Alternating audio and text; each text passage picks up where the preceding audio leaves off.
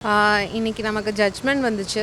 So Madhampatti Rangaraj எனக்கு அகெயின்ஸ்டாக போட்ட வழக்கு பர்சனாலிட்டி சூட்கேஸ். அதாவது என்னோடய இன்ஸ்டாகிராம் இதெல்லாம் வந்து நான் வந்து டெலீட் பண்ணணும், சோஷியல் மீடியாவில் வந்து எதுவும் வந்து இது பண்ணக்கூடாது அப்படிங்கிறது. ஸோ அதுக்கான ஜட்ஜ்மெண்ட் இன்றைக்கி நமக்கு வந்து ஜட்ஜ் வந்து அந்த மனுவை வந்து தள்ளுபடி செஞ்சுருக்காரு. நான் வந்து ஆக்சுவலி வந்து ரொம்ப தேங்க்ஃபுல். ஜட்ஜ்மெண்ட் வந்து ஜஸ்டிஸ் வந்து நான் வந்து கிடைக்கும் நான் நம்பிட்டு இருந்தேன். பட் என்னென்னா எதுவாக இருந்தாலும் ஜஸ்டிஸ் லேட்டாக கிடைக்கும். பட் கண்டிப்பாக தப்பு பண்ணவங்களுக்கான தண்டனை கண்டிப்பாக கிடைக்கும். நான் வந்து நீதிமன்றத்தை ரொம்ப நம்பியிருக்கேன். யார் தப்பு பண்ணனாலும் அதுக்கான வந்து தண்டனையை வந்து அவங்க அனுபவித்து தான் ஆவாங்க. ஸோ இன்றைக்கி நமக்கு வந்த ஜட்ஜ்மெண்ட் வந்து இது வந்து நான் வந்து என்னோடய பையன் ராகா ரங்கராஜ்காக வந்து ஜஸ்டிஸ் தான் நான் வந்து இது பண்ணுவேன். So I am thankful.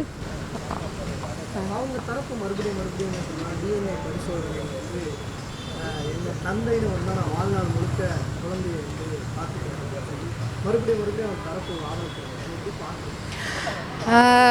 இது அவரே வந்து 2 months ஆச்சு ஸ்டேட்மெண்ட் போட்டு டிஎன்ஏ வந்து டெஸ்ட் வந்து எடுக்கணும் அப்படின்னு போட்டு அவர் வந்து வரதுக்கு ரெடியாக இல்லை.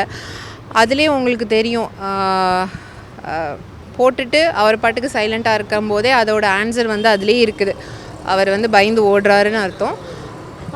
அது எதுக்கு ஓடுறாருன்னு அவருக்கு கண்டிப்பாக அது தெரியும். ஸோ கண்டிப்பாக அதுக்கான ஜட்ஜ்மெண்ட்டும் கண்டிப்பாக கிடைக்கும். அந்த குழந்தைக்கான ஜஸ்டிஸ் வந்து ராகா ரங்கராஜோட ஜஸ்டிஸ் கண்டிப்பாக கிடைக்கும்.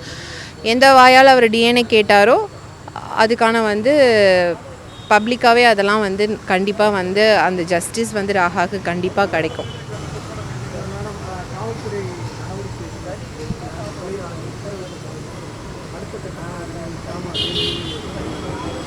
இல்லை, எஃப்ஐஆருக்கான இது போயிட்டு தான் இருக்குது.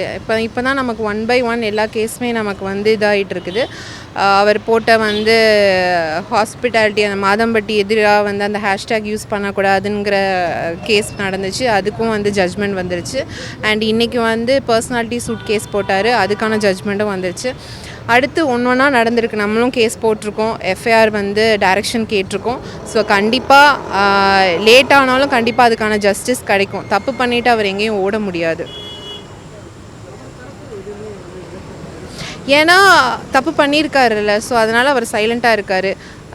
இதெல்லாமே வந்து அவர் கொடுத்த ஸ்டேட்மெண்ட்டுக்கு இன்னும் அவர் கிளாரிட்டி கொடுக்கல. அவர் தான் டிஎன்ஏ கேட்டார், பட் இப்போ வரைக்கும் அவர் வந்து அதுக்கான ஒரு கிளாரிஃபிகேஷன் கொடுக்கல. அதுலேருந்தே தெரிஞ்சுக்கோங்க அவர் எப்படிங்கிறத. இதுக்கு நான் வந்து ஆக்சுவலி எக்ஸ்ப்ளனேஷனே கொடுக்க வேண்டாம், ஏன்னா அதுலேயே ஆன்சர் இருக்குது.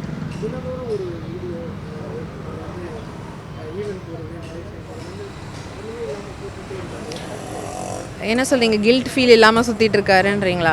கில்ட் ஃபீல் கண்டிப்பாக தண்டனை கிடைக்கும்போது அவர் அனுபவிச்சு தானே ஆவார். அது வரைக்கும் அவர் சுற்றுவார். எத்தனை நாள் சுற்றுவார்?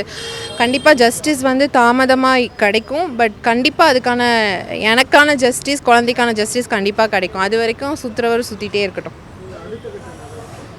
அதை நான் வந்து ரிவீல் பண்ணால் அவர் உஷாராயிடுவார். ஸோ ஒன்று சொல்ல விரும்புகிறேன்.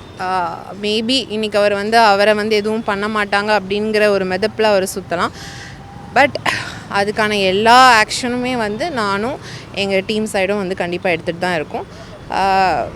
கொஞ்சம் டிலே ஆனாலும் கண்டிப்பாக எனக்கு ஜஸ்டிஸ் வரும். அதில் நான் வந்து கண்டிப்பாக கோர்ட் நீதிமன்றத்தை நான் வந்து முழுமையாக நம்புகிறேன்.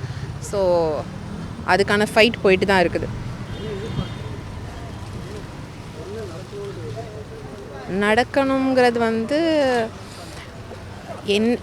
நடக்கணுங்கிறது எந்த எதிர்பார்ப்புன்னா வந்து அவர் வந்து ஒரு ஸ்டேட்மெண்ட் போட்டால் தன்னோட குழந்தையை கொச்சப்படுத்தியிருக்காரு. ஸோ அதை வந்து அந்த குழந்தையோட டிக்னிட்டியை வந்து அவரே வந்து ஸ்பாயில் பண்ணியிருக்காரு. ஸோ அதுக்கான இதை வந்து அவர் கண்டிப்பாக அனுபவிப்பார். அதுக்கான முயற்சிகள் எல்லாமே நாங்கள் எங்கள் சைடில் எடுத்துகிட்டு தான் இருக்கோம். டிலே ஆகிறதுனால வந்து அவர் தப்பிச்சிட்டாருன்னு அர்த்தம் கிடையாது.